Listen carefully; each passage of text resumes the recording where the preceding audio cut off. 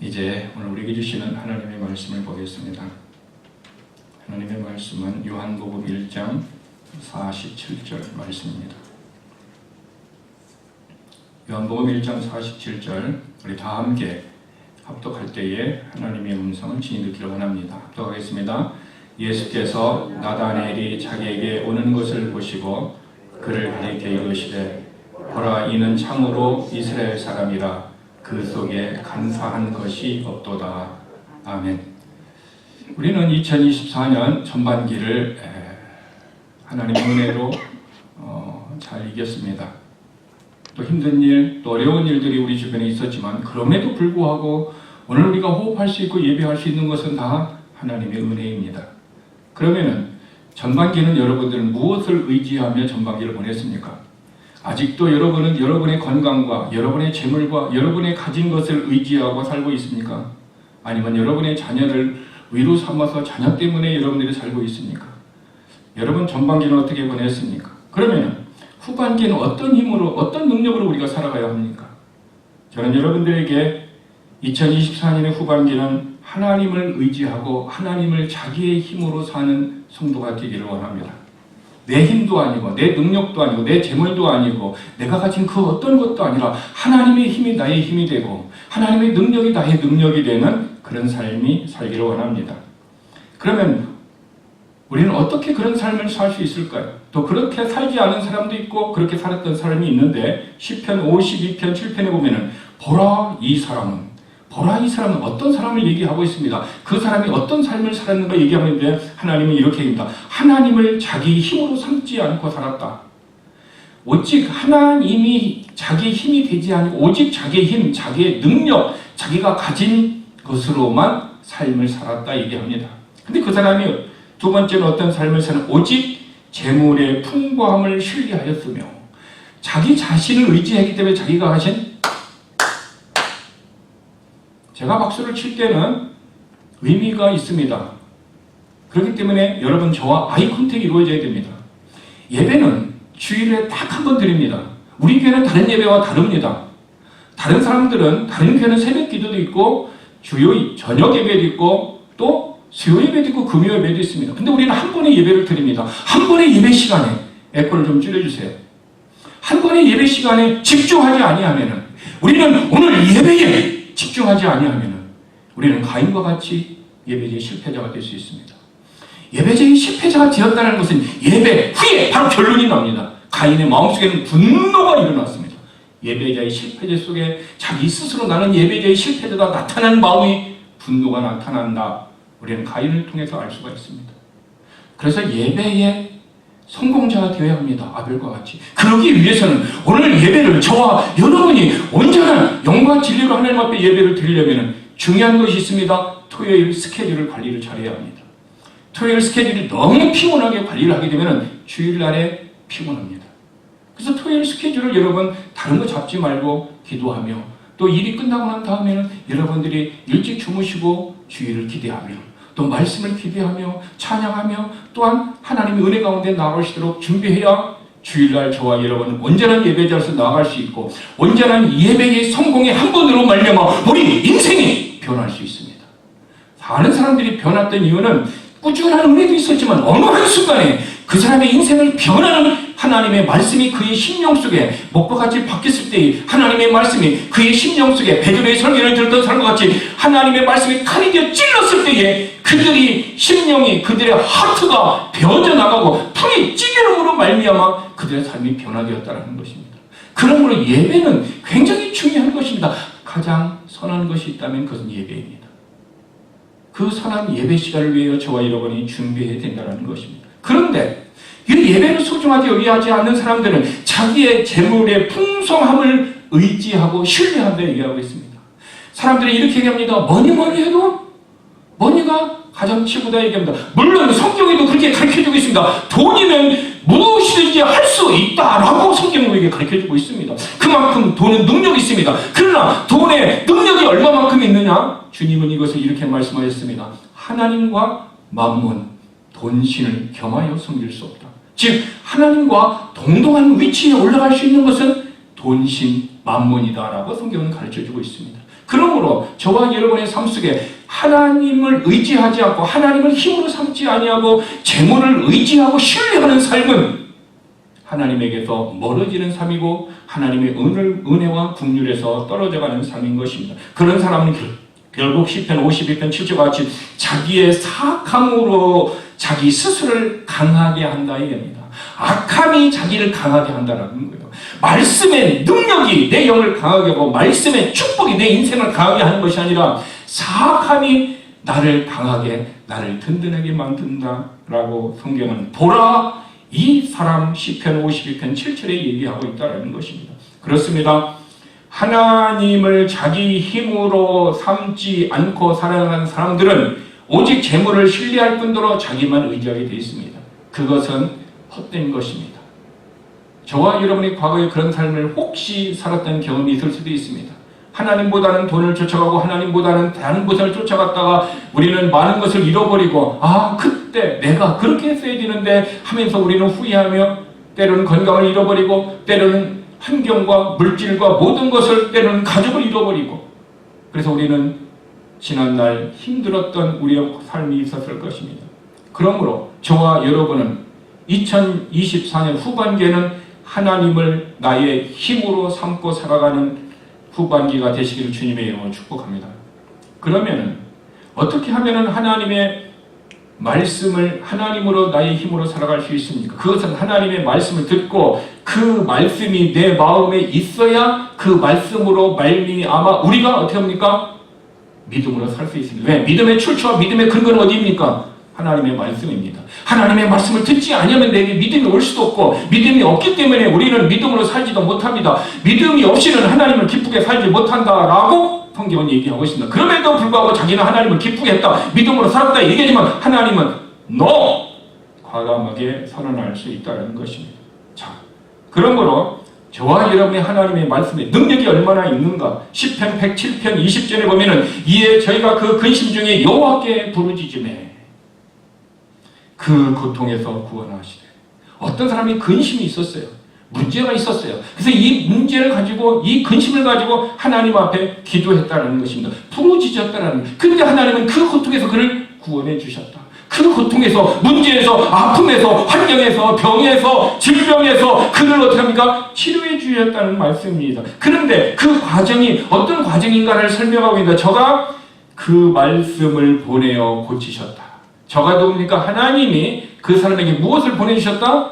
말씀을 보내주셨다. 그리고 치료해 주시고 고쳐주시고 위경에서 멸망에서 건져주셨다라는 거예요. 하나님은 우리들에게 어떤 문제를 가지고 나아갈 때 하나님 우리에게 먼저 무엇을 주십니까? 말씀을 주십니다. 그 말씀을 붙들고 순종할 때에 우리는 어떻게 합니까? 바로 하나님의 역사가 나타나는 거예요. 그러니까 우리가 하나님 앞에 나갈 때 하나님 이 문제를 고쳐주세요. 회복시켜주세요. 그렇게 나가기 이전에 하나님 내가 이런 문제를 가지고 왔습니다. 이런 아픈 문제, 이런 어려운 문제가 하나님 앞에 있습니다. 하나님 어떻게 하면 이 문제를 제가 해결하고 이 문제를 어떻게 내가 극복하며 나갈 수 있습니까? 이 아픔을 내가 어떻게 회복할 수 있습니까? 하고 하나님 앞에 내 마음을 내려놓고 기도할 때 하나님 우리에게 말씀을 주십니다. 그리고 그 말씀을 붙들고 기도하는 것입니다. 그 말씀을 붙들고 믿음으로 나가는 것입니다. 그 말씀이 내 안에 삶이 되어서 내가 살아가는 것입니다. 언제까지? 그 말씀이 환경을 통해서 내게 역사하시기까지. 그러면은 그 예를 모세를 통해서 여러분들에게 어려운 위경에서 멸망에서 건졌던 모세를 통해서 한 가지 예를 보겠습니다. 모세가 하나님의 명령을 따라서 가나안 애굽 땅에 들어갔습니다. 애굽 땅에 들어가서 여러 가지 10가지의 재앙을 통해서 다시 하나님의 역사를 경험하고 난 다음에 그런 이스라엘 백성들을 데리고 나왔습니다. 근데 하나님께서 가라고 한 곳으로 갔어요.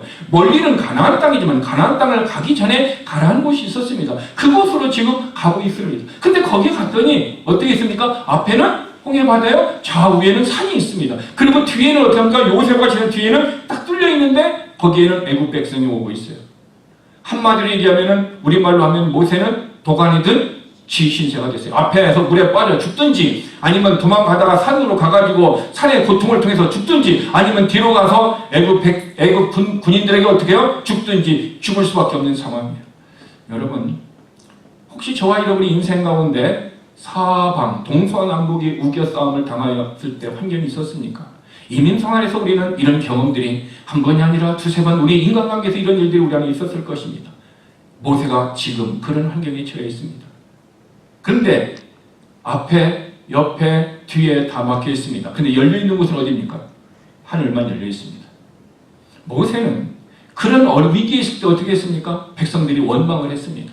왜 애굽 땅에서 죽게 하지? 왜 여기 와서 우리를 죽이게 하냐? 백성들은 원망합니다. 지금 모세는 이 위기, 이 문제, 이 근심 속에서 어떻게 해야 될지를 그는 아무것도 알지를 못하는 상황 속이었습니다. 그런데 그런 상황 가운데 모세는 어떻게 했습니까? 출애굽기 14장 16절에 보니까 모세는 이 문제를 해결하실 분은 하나님이라는 것을 믿었고 하나님 앞에 나아갔다는 것입니다. 저와 여러분들이 앞에, 옆에, 뒤에가 우리 이민생활에서, 내 신앙생활에서, 아니 우리 교회에서 이런 어려움이 있다 할지라도 모세와 같이 그 문제를 가지고 하나님 앞에 나아가는 자가 되기를 바랍니다. 근데 하나님 앞에 나아갔더니 하나님이 어떻게 했어요? 갑자기 홍해가 샥 갈라지겠습니까? 하나님이 어떻게 했습니까? 뒤에 어떻게 했습니까? 첫 번째, 하나님은 모세에게 하나님의 말씀을 주셨다는 것입니다. 그 주신 말씀이 16절입니다. 출애굽기 14장 16절. 제가 읽어드리겠습니다. 너는 막대기를 들고 내 손을 바다 위로 내밀어 바다를 갈라지게 하라. 막대기가 있는 지팡이가 있는데 이 지팡이를 들고 갈라지게 하라는 거예요. 홍해를 갈라지게 하라는 거예요. 이 말씀만 주셨어요. 이 말씀만 주셨어요. 그리고 그 말씀을 주고 난 다음에 하나님이 하신 일이 있습니다. 지금 이스라엘 백성의 뒤편에 누가 있습니까? 애굽 백성이 있습니다. 애굽 백성이 지금 계속 오고 있습니다. 근데 하나님은 어떻게 해요? 모세가 기도하는 동안에 그들이 오면 돼요, 안 돼요? 오면은 다 죽죠. 그래서 하나님이 못 오게 합니다. 어떻게 했어요? 그들이 못 오도록 암흑을 가지고 깜깜하게 해서 동서남북을 구분하지 못하도록 만드셨습니다. 저와 여러분이 기도할 때 이미 하나님은 내 뒤에서 역사하신 하나님을 기억하시기 바랍니다. 내가 연약한 마음으로 기도할 수 있는 힘조차 없다 할지라도 그러나 내가 기도하는 모습으로 하나님 앞에 나갈 때 하나님이 내 뒤에서 역사하고 계십니다. 영적으로 나의 기도가 응답될 수 있도록 악한 영이 나를 악한 영을 막아주고 계시고 애굽 백성을 막아주셨던 그 하나님은 지금도 여전히 저와 여러분을 지켜주시고 보호해 주십니다. 그래서 모세는 어떻게 했습니까? 기도하라는 거죠.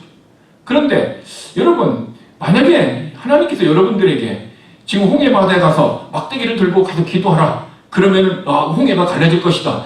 이 말이 믿음으로 옵니까? 안 옵니까? 솔직하게 얘기를 하세요.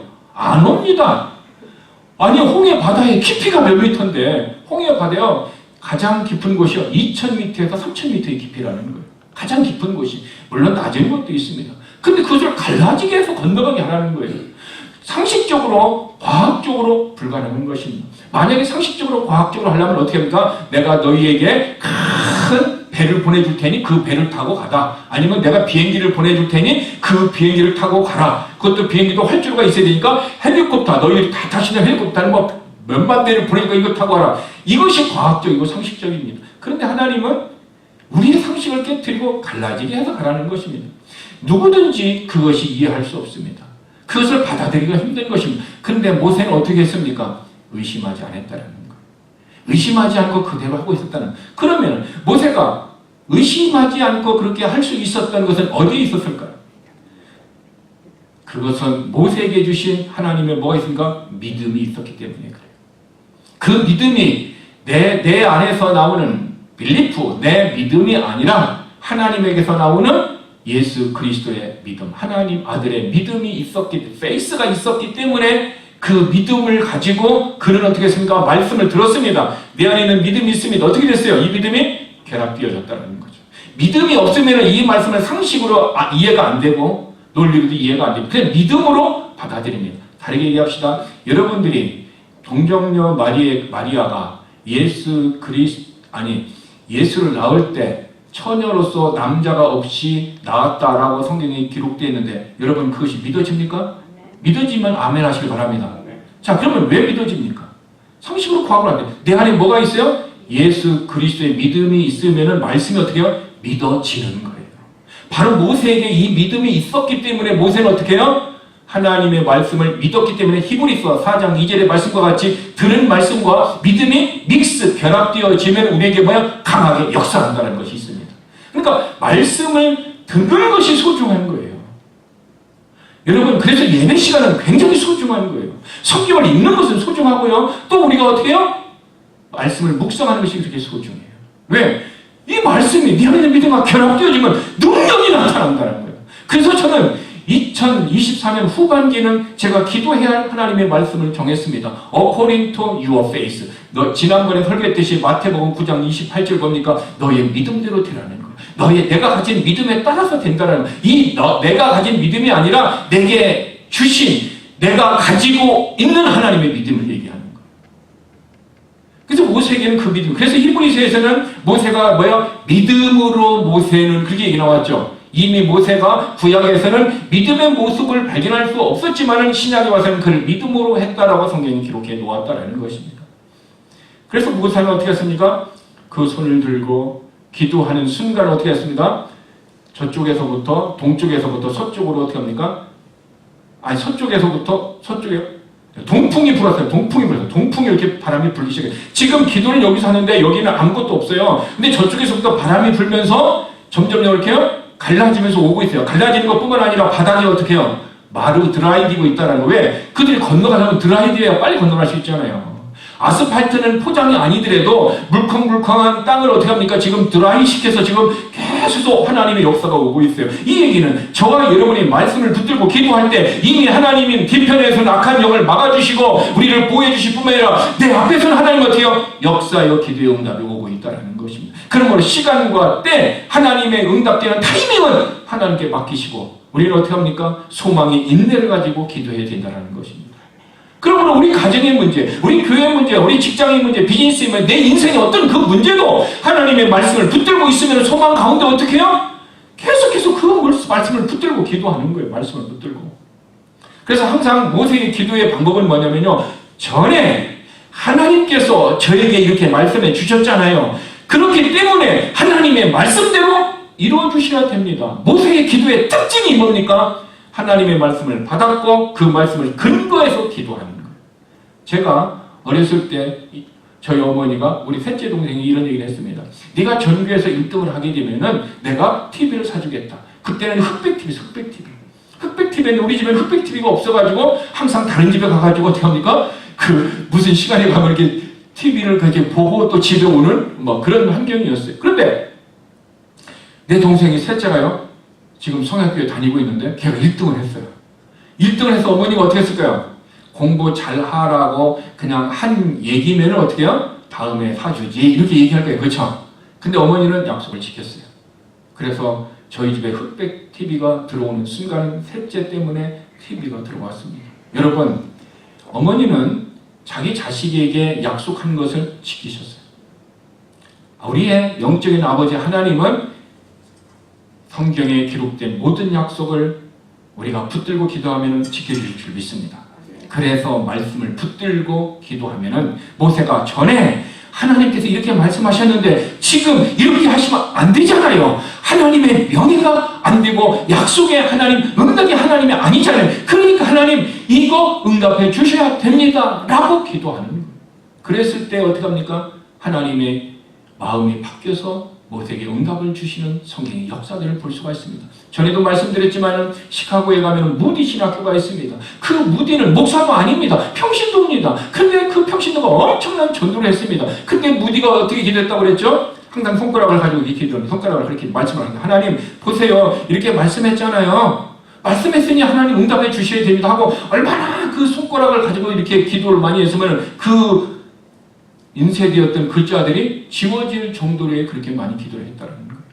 그러므로 후반기에는 우리들이 기도할 때 무작정 기도하는 것이 아니라 하나님의 말씀을 받고 그 받은 말씀을 가지고 기도하시길 바랍니다.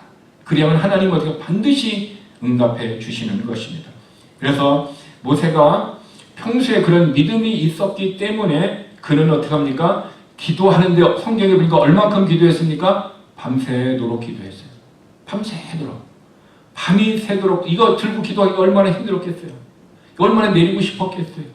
근데 밤새도록 내가 기도하지 않으면 하나님의 역사가 중단될 것이고 내가 기도하지 않으면 이스라엘 백성들이 여기서 다 죽을 것이고 내가 기도하지 않으면 하나님의 약속된 말씀을 받았던 내가 믿음이 없는 사람이 되기 때문에 그는 어떻게 합니까? 말씀을 의지하여 끝까지 기도할 수 있었다는 것입니다.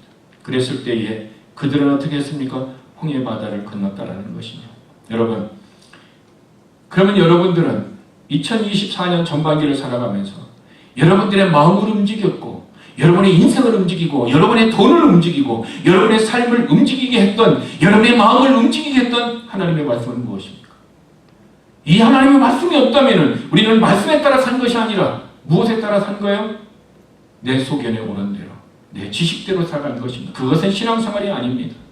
그것은 믿음 생활이 아닙니다. 말씀을 따라 살아가는 것만 믿음 생활이고 말씀을 따라 살아가는 것만 우리는 어떻게 합니까? 하나님 앞에 보상을 받습니다. 말씀을 따라 행하지 않은 것은 보상이 없습니다. 왜? 다 불에 타서 그 모든 것은 없어지기 때문인 것입니다. 저는 이 설교를 준비하면서 그러면 나는 전반기 동안에 어떤 말씀을 붙들고 기도했는가 내 자신을 보았습니다. 물론 날마다 제가 우리 교회에 보내는 카톡의 메시지를 붙들고 저는 기도합니다. 그것은 저 하루에 제가 묵상하는 겁니다. 원래 여러분에게 보내는 것이 아니라 제가 묵상하는 말씀이에요.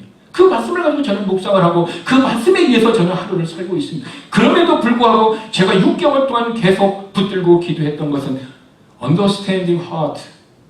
솔로몬이 하나님 앞에 기도할 때 깨닫는 마음, Understanding Heart를 달라고 기도했을 때 하나님은 그에게 어떻게 하면 지혜도 덤으로 주셨던, 저는 그 솔로몬의 기도를 저는 벤치마킹해서 그 기도를 하고 있습니다. 그 기도를 할 때 저희 하나님께서 저에게 설교 아이디어를 얼마나 많이 주셨는지 몰라요. 순간순간마다 생각할 때마다. 그래서 저는 그것을 계속해서 지금 모아놓고 있고, 모아놓은 것을 저는 취합해서 제가 그것을 삶을 살 것이고 그리고 살아간 내 모습 속에서 여러분들에게 설교로 토할 것입니다. 그래서 저는 계속해서 오늘도 설교하기 전에 이 앞에서 기도했습니다. 하나님, 오늘 설교하는 이 삶이 나의 삶 속에 이루어지게 해주세요. 이 삶이 내 삶의 능력이 되고 이 삶이 나의 삶의 축복이 되게 해주세요. 그러면서 하나님이 저에게 후반기의 설교의 기도의 제목을 주셨습니다. 그것은 According to your faith. 내가 가지고 있는 믿음에 따라서 믿음에 의하여 삶을 살아가야 된다는 것입니다. 여러분, 그러므로 저와 여러분이 하루를 살던, 한 주간을 살던, 전반기를 살던, 1년을 살던 내 인생을 이끌어가는 하나님의 말씀이 있어야 된다는 것. 항상 믿음의 사람들은 말씀을 따라갔습니다. 항상 믿음의 사람들은 노아도 말씀을 따라서 방주를 지었고 아브라함도 말씀을 따라갔으며 모세도 말씀을 따라갔으며 모든 사람들이 다 말씀을 따라갔습니다. 말씀을 따라간 사람들을 히브리서에서는 어떻게 했습니까? 저가 믿음으로 살았다라고 기록해 놓았다는 것입니다. 자, 그러므로 후반기에는 저와 여러분이 이런 믿음의 삶이 있기를 원합니다. 그러면 믿음의 삶을 살았던 사람 중에 오늘은 저와 여러분들에게 이 나다넬의 믿음을 소개하고자 하는 것입니다. 나다넬은 예수님의 12제자 중에 한 명입니다. 근데 나다넬이라고 하면은 잘 못 알아들을 수 있습니다. 왜냐하면 우리가 예수님의 제자들 하면 나다넬이라고 하기보다는 누구로 기억하고 있습니까? 바돌로메라고 바돌로메랑 나다넬이랑 똑같은 사람인데 왜 바돌로메라고 써있느냐? 바돌로메라는 일은 바라는 말과 돌로메라는 말이 합성되어진 영어예요. 그 바라는 말은 뭐냐면 아들이라는 말이고 돌로메라는 것은 어떻게 합니까? 돌로메의 아들이라는 뜻이에요. 이게 나다넬은 누구의 아들이에요? 돌로메의 아들. 바돌로메. 그가 누굽니까? 나다넬입니다. 우리가 베드로를 향하여 뭐라고 했습니까? 바요나 시몬이에요. 바요나 시몬이라고 했어요. 이 바라는 말이 아들이라는 뜻이에요. 아들. 바요나, 요나의 아들 시몬이라는 뜻입니다. 여러분, 우리가 패스트푸드 뭔데 맥도날드죠. 맥도날드. 맥이라는 말이 뭡니까? 도날드라는 말이 뭡니까? 그것은 맥의 가문이라는 뜻이에요. 맥의 가문이라는 뜻을 가지고 있는 거예요. 그 두 개가 합성어가 되는 거예요. 이만큼 우리는 합성어들이 있습니다. 바로 성경에는 돌로메의 아들 누구? 나다넬. 그럼 나다넬의 믿음을 오늘 살펴보기를 원합니다. 나다넬의 이름의 뜻은 하나님의 선물이라는 것입니다. 근데 나다넬은 좋은 친구가 있었어요. 그의 친구가 누구죠? 빌립입니다. 빌립이 나다넬에게 찾아가서 와보라 얘기하는 거예요. 내가 메시아를 만났다. 메시아에게 와보라 얘기하고 있습니다. 근데 나다넬이 46절에 보면 뭐라고 하냐면 나사렛에서 무슨 선한 것이 나겠느냐 하고 빌립의 말을 단칼에 딱 얘기합니다. 단칼에 얘기합니다. 이 말은 어떤 말일까요? 나사렛에 사는 사람들을 비하한 말일까요? 아니면 왜 나다나엘은 나사렛에서 서는 것이 날 수 없다라고 빌립에게 단칼에 얘기했을까요? 그것은 나다나엘이 믿음의 사람이기 때문에 그런 것입니다. 여러분, 그리고 나다나엘이 왔습니다. 나다나엘이 예수님에게 왔을 때 예수님이 나다나엘을 향하여 오늘 본문에 뭐라고 얘기했습니까? 저 속에 무엇이 없도다? 간사함이 없다 얘기하고 있습니다.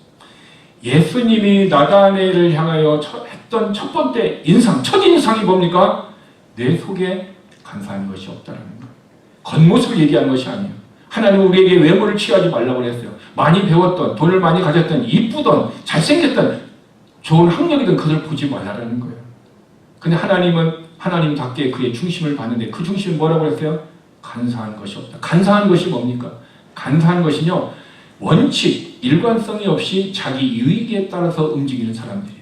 자기 여기가 유익이 되면 이쪽으로 갔다, 이리 갔다. 정치인들이 어떻게 합니까? 철새가 돼서 이쪽으로 갔다가 저쪽으로 갔다가 자기 유익이 돼서 왔다 갔다 갈짓자로 왔다 갔다 하는 사람들, 그 사람들을 성경이 간사하다 얘기하는 거예요.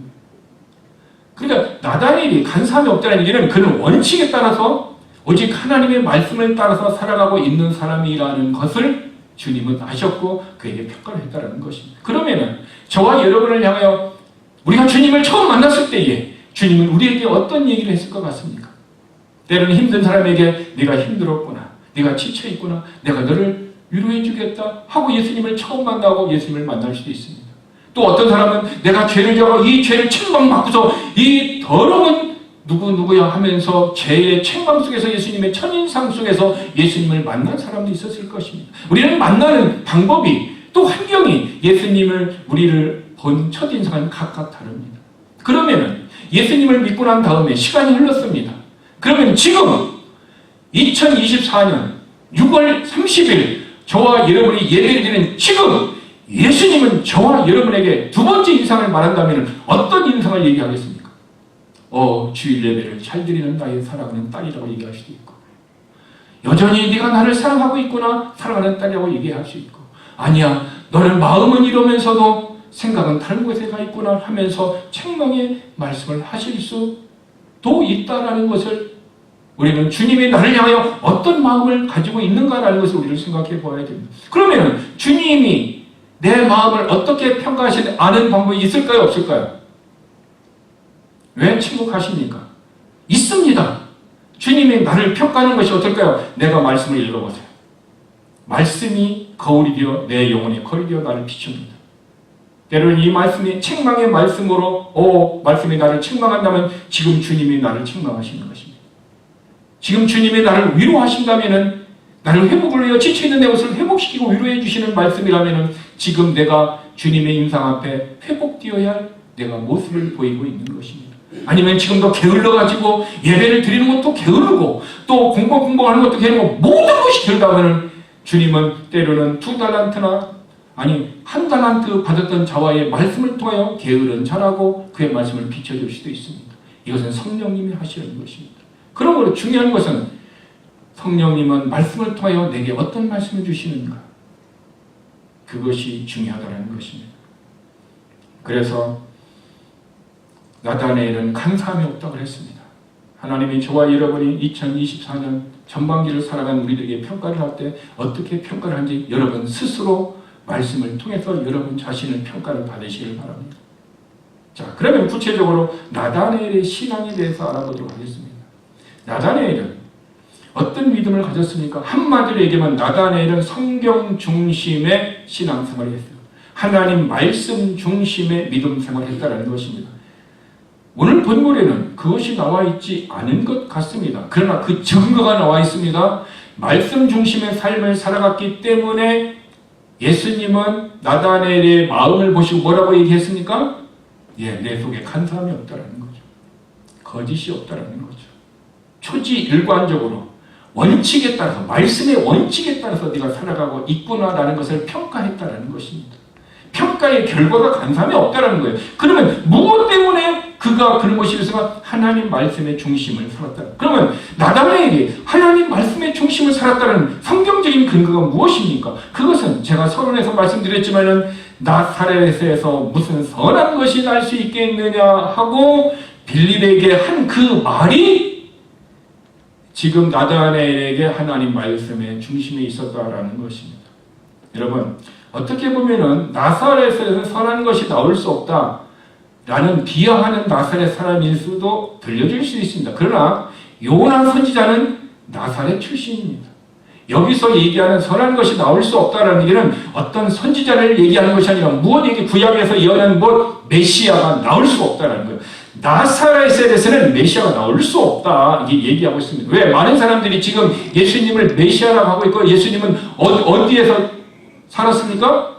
나사렛에서 살았기 때문에 나사렛 예수라고 부르는 것입니다. 그런데 나사렛 예수가 성경에는 메시아가 나사렛에서 오지 않는다라는 겁니다. 어디서 옵니까? 미가서 5장 2절에 보면 베들레헴 에브라다야. 베들레헴 출신이 메시아가 온다라는 거예요. 베들레헴 출신이 아니면은 메시아가 아니다라는 것이 구약의 가르침이고 구약의 예언이고 이 예언의 말씀을 누가 알았어요? 나다나엘은 알고 있었다는 거예요. 그리고 이것을 믿었다라는 거예요. 그래서 나사렛에는 메시아가 나올 수 없다. 그래서 나사렛에는 선한 것이 나올 수 없다라고 정확하게 그는 한 구약의 말씀을 알고 믿었기 때문에 정확하게 어떻게 합니까? 말씀을 인용해서 얘기했다라는 것입니다. 이것은 성경적인 근거인 것입니다. 오늘 저와 여러분의 삶이 내 속에 간사함이 없고 정말 원칙 하나님의 말씀을 따라 살아갈 수 있는 마음을 이렇게 했다가 금방 바꿨다가 이렇게 했다가 이렇게 했다가 이렇게 이런 사람을 조선시대에 누구라고 얘기하고 있죠? 숙주나물 아시죠? 숙주나물. 숙주나물이 왜 숙주나물인 줄 아세요? 신숙주가 간에 붙었다 쓸개 붙었다 간에 붙었다 쓸개 왔다 갔다 자기네들 왔다 갔다 하니까 그때부터 사람들은 뭐라고 그랬어요? 그 나무를 숙주나물이라고 부르기 시작한 이게 유래입니다. 그래서 숙주나물이 어떻게 해요? 쉽게 쉬는 거예요. 그래서 쉽게 변하는 거예요. 그러나 간사함이 없는 사람은 초지관 오직 예수 그리스도 오직 하나님 오직 말씀 안에서 살아가는 사람 이 사람이 간사함이 없는 깨끗한 사람이 바로 나사렛 예수는 선한 것이 나사렛에서 날 수 없다라고 얘기했는 나다나엘의 신앙 고백은 성경 중심이었다는 것입니다. 자, 그러면은 왜 예수님은 나사렛 예수라고 부릅니까? 예수님의 출생은 어디에서 했습니까? 베들레헴에서 분명히 했습니다. 분명히 성경에 기록해 놓았습니다. 그런데 예수님은 출생하고 난 다음에 동방 박사들이 예수님에게 경배하려고 왔을 때에 누구를 만났어요? 헤롯을 만났어요. 근데 헤롯 대왕이 뭐라고 했습니까? 그 왕을 찾거든 나에게 얘기하라. 나도 그에게 경배하고 싶다 얘기를 했습니다. 근데 그 말이 진실입니까? 거짓입니까? 그 당시에는 진실인지 거짓인지 아무도 몰랐습니다. 근데 그 말이 거짓이라는 것이 언제 알았어요? 2년이 지나고 난 다음에. 그래서 2년 이하의 남자아이들을 어떻게 하라고 했어요? 싹 죽이라고 했어요. 왕으로 경배하겠다고 얘기한 사람이 2년 이하의 남자아이를 죽이라고 해요. 그러면 자기가 한 말이 스스로를 자기 행함으로 부인하는 겁니다.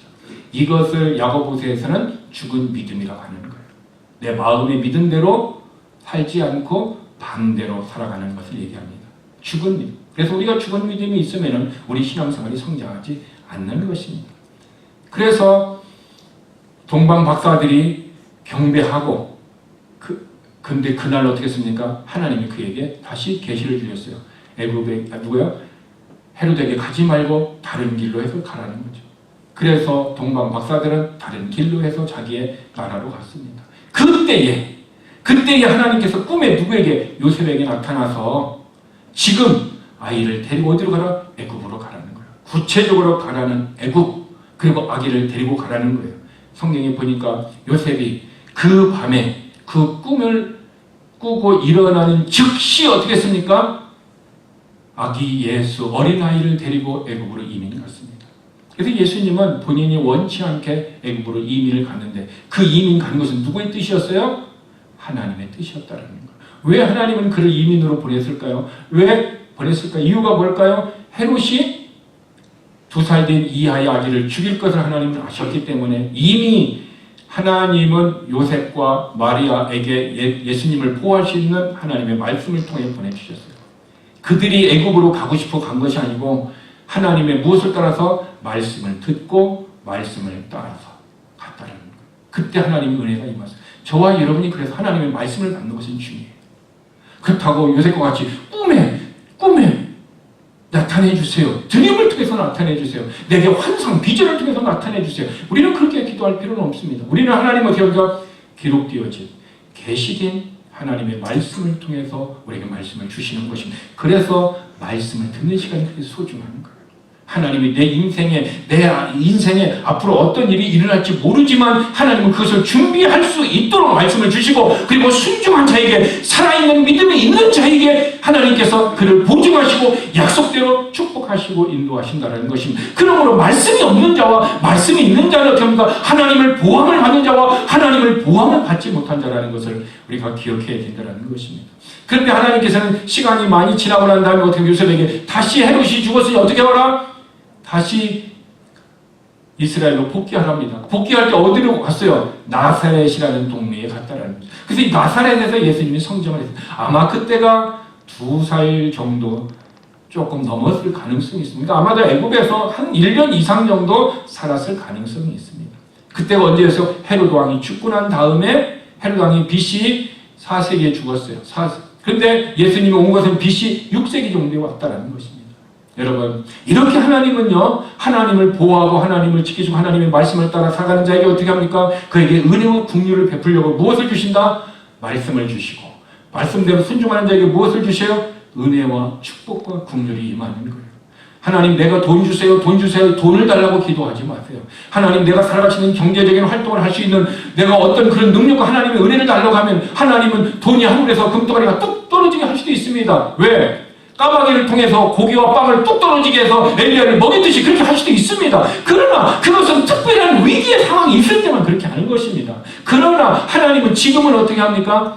우리에게 지혜를 주시고 우리에게 하나님의 말씀을 주셔서 어떻게 삶을 살아가야 할 것인가 하나님의 은혜의 말씀을 통해서 우리를 인도하시는 것입니다. 그러므로 말씀을 받아야 합니다. 말씀이 없으면 우리는 그렇게 살아갈 수 없다는 것입니다. 또한 말씀을 받았어도 요셉과 같이 모세와 같이 어떻게 됩니까? 즉시 그 말씀을 믿고 어떻게 합니까? 순종, 액션이 바로 행동이 있어야만이 하나님의 은혜가 내게 임하고 있다는 것입니다. 근데 우리는 어떻게 할 수 있습니까? 하나님의 말씀을 하면서 갔어요. 갔는데 거기서 기다리다 보니까 자꾸 어떻게 합니까? 이스라엘 땅으로 오고 싶은 마음이 생겨서 중간에 가면 돼요? 안 돼요? 안 돼요. 가면 어떻게 합니까? 죽을 수 있어요. 그래서 하나님은 요셉에게 이렇게 말씀하신 거예요. 내가 내게 이르기까지 거기 있으라. 보내는 타이밍도 말씀해 주셨고 꺼내는 타이밍도 하나님은 보호하신다. 이렇게 하나님은 정확하신 하나님이에요. 저와 여러분을 하나님께서 이 교회를 보내주셨다면 보내시는 이가 하나님이시고 하나님의 어떤 비전과 하나님의 목적을 가지고 보냈다는 것입니다. 그러나 하나님은 여러분들이 이 교회에서 사명을 감당하고 다른 비전이 있다면 다른 교회로 다른 사역지로 다른 곳으로 보내주실 것입니다. 그렇지 하지 않을 때까지는 어떻게 됩니까? 이곳에서 있어야 됩니다. 내게 이르기까지 거기 있으라라는 것입니다. 내가 비즈니스를 하나님의 말씀으로 시작했으면 하나님이 그것을 그만두라고 할 때까지 하는 거예요. 그만두라고 하지 않는데 조금 하다가 아이고 아닌 것 같아 하고 다른 데 옮긴다면 하나님의 뜻을 따라 움직인 것이 아니에요. 그러므로 뜻을 따라 움직였다면 가야겠죠. 그러나 뜻이 아니면 가지는 말아야 됩니다. 그래서 아브라함도 가라, 갈 곳이 어딘가를 모르지만 가라는 말씀을 붙들고 그가 간 거예요. 모세는 정확하게 애굽 땅을 얘기했고 지금 요셉에게는 정확하게 또 애굽 땅을 얘기하고 나오는 날도 하나님은 어떻게 합니까? 정확하게 말씀하시는 것입니다. 그러므로 내가 움직이고 내 인생을 움직이고 내 돈이 움직이고 나의 삶이 움직이는 것은 무엇이 되어야 합니까? 하나님의 말씀이 되어야 합니다. 하나님의 말씀은 곧 하나님의 뜻입니다. 그러므로 하나님의 뜻을 하나님의 말씀을 내 인생의 힘으로 삼고 그 하나님을 신뢰하는 자는 하나님 우리를 어떻게 합니까? 보호해 주시소. 어떻게 합니까? 시편 37절에 보니까 백슬라이딩, 뒤로 넘어지지 않는다. 뒤로 넘어지지 않는 게 뭐야? 타락하지 않는다는 거예요. 말씀을 마음에 붙들고 그 말씀대로 살면은 하나님이 타락하지 않도록 그를 붙들어 주신다는 것입니다. 여러분, 2024년 후반기에는 정말 우리가 성경 중심의 신앙생활을 했으면 좋겠습니다. 하나님 말씀 중심의 계시된 하나님의 말씀을 따라 한번 살아가 보시길 바랍니다. 그러면 때로는 손해볼 때도 있습니다. 그러면 때로는 어떻게 합니까? 내 인생의 고통 가운데 올 수도 있습니다. 그러나 하나님은 그 고통, 그 아픔, 그 수고, 그 손해를 어떻게 해요? 보상해 주실 줄 믿습니다. 그래서 모세는 그 보상을 바라보고, 바울도 그 보상을 바라보고 믿음으로 오늘 내 길을 걸었다라고 히브리서 11장이 기록해 놓았습니다. 오늘 저와 여러분의 삶은 하나님의 말씀을 따라 살아가는 신앙이 되었으면 좋겠습니다. 그런데 하나님의 말씀을 따라 살아가는데 50%는 말씀을 따라가고 50%는 말씀을 따라가지 않는 사람들이 있었습니다. 그 사람들이 누굴까요? 저는 바리새인, 서기관, 제사장들이라고 봅니다. 그들은 당대의 리더였습니다. 당대의 서기관 같은 경우는 하나님의 말씀을 사본을 쓰는 사람들입니다. 그러나 여호와라는 단어가 나오면 얼마나 그들이 펜을 딱 놓고 가서 샤워를 했답니다. 샤워를 하고 펜에 잉크를 어떻게 합니까? 다른 새 것을 쓰고 아도나이라고 쓰고 여호와라는 단어를 모시고 아도나이라고 쓰고 다시 다른 것을 쓰기 시작했다. 이것이 서기관의 삶이고 그들이 성경을 필사한 사람들입니다. 그리고 제사장은 이스라엘 백성들을 하나님 앞으로 인도하는 사람들입니다. 바리새인들은 성별된 삶을 살아가는 사람들입니다. 그런데 그들의 삶은 50%의 믿음의 삶이었고 50%의 삶은 불신앙의 삶이었다는 것입니다. 왜 그럴까요? 이 바리새인이나 서기관은 제사장들은 미가서 5장 2절 알았어요? 몰랐어요? 베들레헴 에브라다에서 어떻게 합니까? 메시아가 나는 것을 알았어요. 근데 예수님은 베들레헴에서 태어났지만 그가 성장을 나사렛에서 했기 때문에 어떻게 불렀어요? 나사렛 예수라고 불렀기 때문에 나사렛 사람이다라고 바리새인들은 오해를 했다는 거예요. 그래서 예수님이 구약에 예언한 메시아가 될 수 있어요? 없어요? 될 수 없어요. 그래서 그들은 구약의 말씀을 알았으나 예언된 말씀을 알았으나 예언의 성취된 예수 그리스도를 몰랐기 때문에 50%의 믿음, 50%의 불신앙 때문에 그들은 어떻게 했습니까? 예수 그리스도를 죽였습니다. 말씀을 저와 여러분이 온전히 깨닫지 못하고 어설프게 알게 되면은 선무당에 사람 잡는다고 말씀을 아는 것 같이 얘기하다가 결국은 어떻게 합니까? 소경이 소경을 인도하여 둘 다 빠지듯이 나도 그 사람도 우리는 둘 다 어디요? 파멸의 길로 인도할 수 있는 것입니다.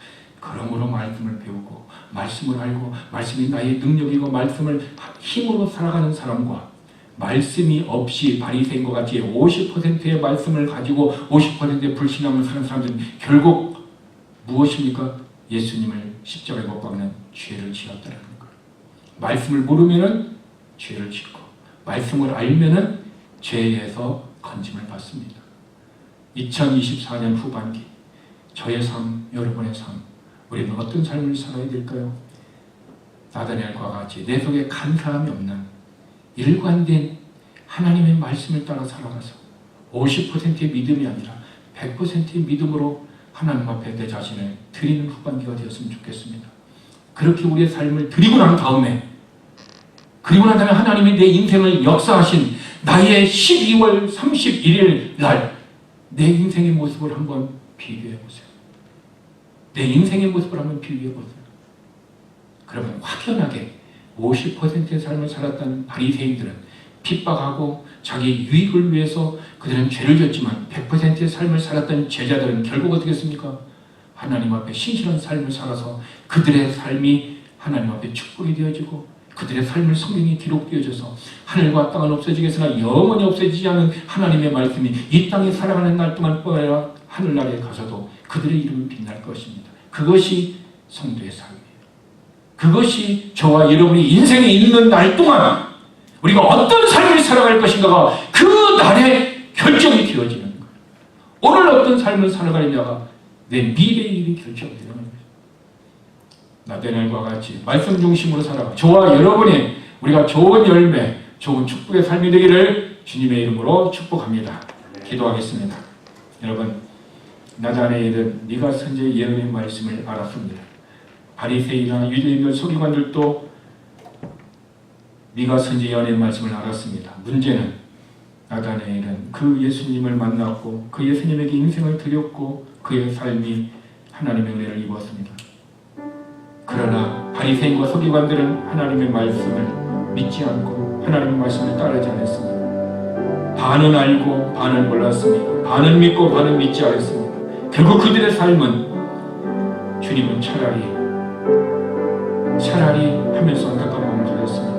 오늘 우리가 기도할 때에 온전한 진리의 지식을 가지지 않으면 내 인생에 큰 문제가 발생하다는 것을 우리가 알았습니다. 나다나엘과 같이 온전한 진리의 지식을, 온전한 믿음을 달라고 이 시간 우리 다 함께 하나님 앞에 합심으로 기도하시겠습니다. 아버지 하나님 감사합니다. 진리의 지식을 얼마나 많이 알고 있는 것이 중요한 것이 아니라 진리의 지식을 알고 그 믿음에 따라 그 말씀을 따라 살아가는 것이 얼마나 중요한 것인지 우리는 알고 있습니다. 진리의 지식, 아는 것과 믿는 것이 하나가 되려면 하나님의 말씀을 기억합니다.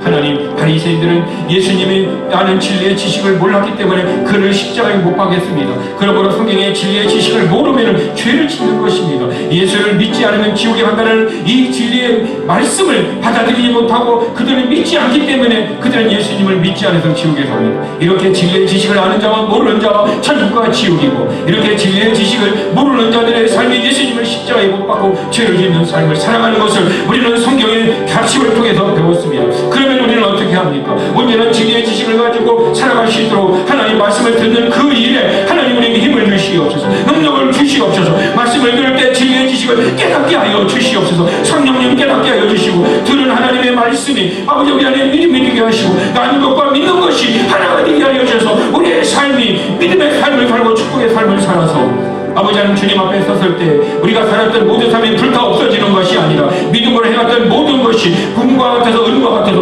보상을 얻는 그런 삶이 되도록 하나님 도우시고 역사하여 주시옵기를 원합니다. 아버지 하나님 2024년 후반기에는 아버지 하나님 우리 제일교회 성도들이 온전히 진리를 따라서 말씀을 따라서 살아가게 하여 주시옵고, 내 속에 오른 대로 내 생각대로 살지 않고 하나님의 은혜를 따라서 하나님의 말씀을 따라서 살아감으로 말미암아 하나님께 영광을 돌리고 우리의 삶이 우리의 직장과 비즈니스에서 하나님의 긍휼과 은혜를 입으며 우리 교회가 하나님의 긍휼과 은혜를 입으며 우리의 자녀들이 우리의 믿음 때문에 하나님의 긍휼과 은혜를 입을 수 있는 그런 삶이 되도록 하나님 우리 교회를 축복하시고 우리의 성도들을 축복하시고 하나님의 역사를 우리에게 부어주시옵기를 원하옵나이다.